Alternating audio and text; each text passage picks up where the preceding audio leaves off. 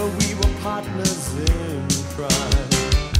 It's only 2 years ago, the man with the suit and the face, who knew that he was there on the case. Now he's in love with